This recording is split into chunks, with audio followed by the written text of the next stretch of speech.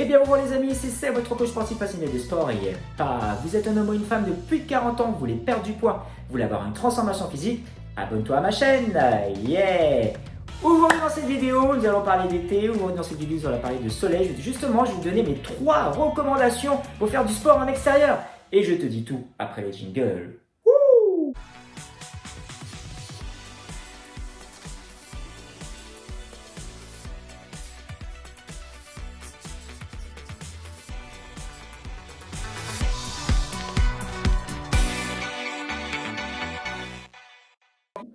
Allez, c'est parti les amis, il fait beau, il fait chaud, on a tendance à vouloir sortir dehors pour aller faire du sport. Mais justement, je vais vous donner mes 3 recommandations qui vont vous permettre de faire du sport tranquillement en extérieur.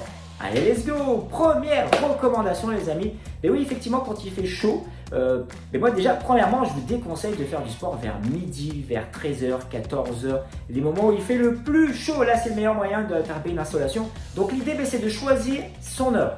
Soit le matin à la fraîche, soit le soir à la fraîche aussi, ou tout simplement si vous avez un endroit avec de l'ombre, là c'est l'idéal. Donc ma première recommandation, c'est de choisir son heure. C'est vrai quand il fait beau, quand il fait chaud, on a tendance, on a envie de faire du sport en extérieur, mais la première chose, c'est de dire à quelle heure je vais pouvoir faire ma séance de sport, à quel moment dans la journée. Si c'est en pleine journée vers midi où le soleil tape le plus, là c'est pas facile. Donc moi je vous conseillerais déjà soit le matin, soit le soir ou dans un endroit avec de l'ombre. Ça, c'est la première chose.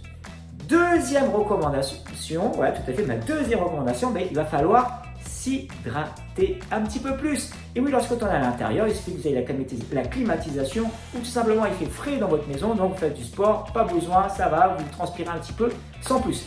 Par contre, lorsqu'il commence à faire chaud, c'est bien le matin, le midi, le soir, enfin bref, il va falloir boire un petit peu plus, tout simplement parce qu'on va transpirer, on va perdre beaucoup de transpiration. Alors, qui dit transpiration ne dit pas perte de poids, c'est de l'eau qu'on perd. Donc, il va falloir s'hydrater un petit peu plus. Donc, la petite astuce, c'est par exemple les 5-10 minutes, toutes les 5-10 minutes, boire une petite gorgée pour permettre de vous réhydrater. Petit conseil aussi, je peux vous donner en bonus, lorsqu'on transpire énormément, ce serait bien de varier au niveau des eaux, d'avoir de l'eau plate, mais avoir aussi de l'eau riche en sels minéraux, parce que lorsqu'on transpire beaucoup, on perd des sels minéraux. Donc, lorsque vous buvez de la ceinture, par exemple, la Vichy Saint-Célestin, elle est riche en sels minéraux et c'est plutôt pas mal. Donc, ça, c'est ma deuxième recommandation, ce serait boire un peu plus d'eau lorsqu'on fait du sport en extérieur. Troisième recommandation, vous allez dire, mais c'est logique, c'est normal, il faut avoir une tenue adéquate, que ce soit du haut jusqu'en bas. Et oui, lorsque vous faites vos séances de sport à la maison, vous avez des tenues qui sont spéciales pour ça.